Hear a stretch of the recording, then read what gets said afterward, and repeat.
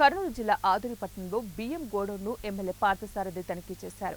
Godown incharge ఇక్కడ లేడని, ఆయనకి తెలియకుండా ఒక్క బస్తా కూడా బయటకు వెళ్లడానికి లేదని, లోపలికి రావడానికి కూడా లేదని, ఇదంతా ఒక్క మహిళ ఆపరేటర్ చూసుకుంటుందని, ఏదైనా సమస్య వచ్చినా ఆమె మెడకు చుట్టుకుంటుందని, లారీ టు లారీ షిఫ్ట్ చేయడం మంచిది కాదన్నారు.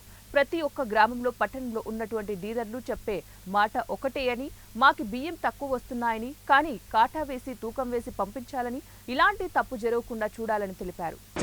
తొలగించడం, ఈ డేటా ఎంట్రీ చేసుకోవడం, హమాల్ మేనేజ్ చేయడం, ఎక్కడేం ఏదైనా జరిగితే ఆ అమ్మాయిని మెడకు చుట్టుకోదా వచ్చి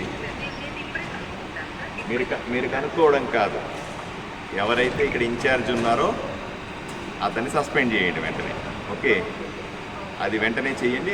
రెండోది ఏంటి, మీరు సరుకులు చేర్చే వరకు మీరు బాగానే చెప్పినారు. సరుకులు చేర్చడం వరకు ఓకే, నాకు ఇబ్బంది ఏమీ లేదు.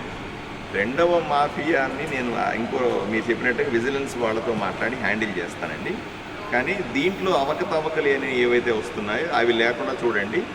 లారీ ఇక్కడ దించి కాటా వేస్తే కాన్ఫిడెన్స్ వస్తుంది. రేపు రేషన్ షాప్ డీలర్ని నేను పిలిచిన అప్పుడు ఏం చేస్తారు, మాకే తక్కువ వస్తా ఉంది సార్ సరుకు అనే పరిస్థితి రాకూడదు కదమ్మా.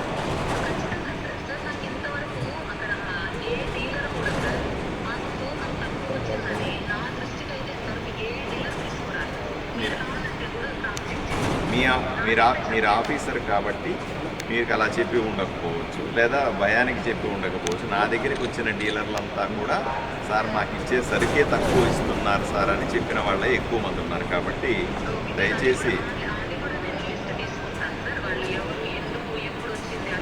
రెండోది, ఈ సంస్కృతి ఏదైతే ఉందో లారీ టు లారీ పంపించడం అనే సంస్కృతి ఏదైతే ఉందో అది అవినీతికి దారితీసేటువంటి ఒక ప్రాసెస్. కాబట్టి మనం ఎవరికి అవకాశం ఇవ్వకూడదు. మీరు నిజాయితీగా చేసినా